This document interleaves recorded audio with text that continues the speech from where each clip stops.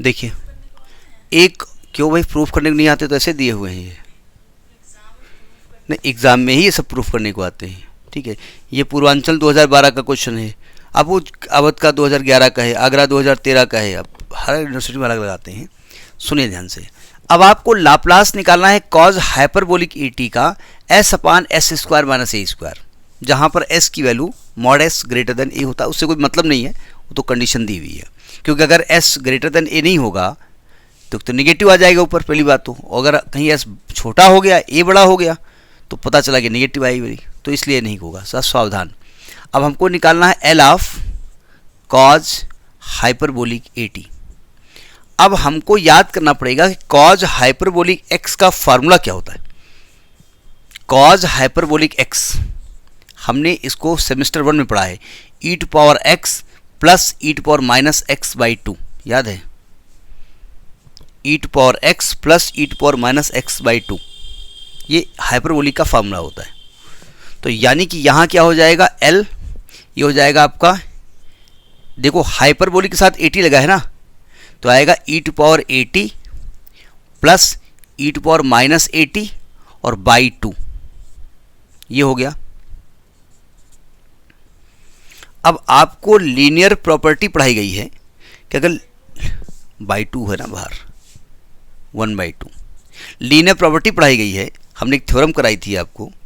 Laplace की, कि अगर ऐसे दो फंक्शंस हैं अलग अलग लाप्लास प्लस करके लाप्लास करो या अलग अलग करके प्लस कर दो,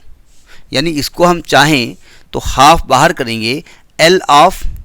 ई टू पावर 80 प्लस हाफ बाहर करेंगे L of e to power minus 80, यही तो होगा।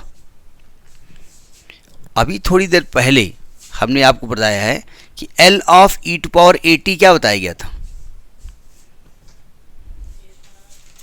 हाँ भूल गए, 1 अपान एस माइनस ए, यही था। तो ये हो जाएगा आपका हाफ, ये हो जाएगा 1 अपान एस माइनस ए और प्लस हाफ 1 अपान एस माइनस, और ए ऑलरेडी निगेटिव है तो एस प्लस ए हो जाएगा। अब हाफ हाफ बाहर लिख दो और यहाँ एलसीएम ले लो, एस माइनस ए इंटू एस प्लस ए, तो इसको इधर लाओगे तो आएगा एस प्लस ए प्लस एस माइनस ए कट जाएगा, ऊपर 2s आएगा, तो आ गया आपका, इधर लिख देते हैं हाफ इंटू 2s अपान, ये हो जाएगा s square minus a square, 2 cut जाएगा, तो ये क्या आ गया s upon s square minus a square. तो प्रूफ हो गया Laplace of cos hyperbolic a t का फॉर्मूला क्या होता है, s upon s square minus a square. ये ध्यान रखिएगा, साइन का अलग होता है, साइन ये कॉज हाइपरबोलिक का s upon s square minus a square होता है, और केवल कॉज का होता है s upon s square plus a square होता है। दोनों में थोड़ा अंतर है, हाइपरबोलिक के केस में यहाँ माइनस होता है और सिंपल कॉज के केस में यहाँ प्लस होता है। तो ये साइन हाइपरबोलिक का लाप्लास ट्रांसफॉर्मेशन है, ठीक, नोट करिए इसको।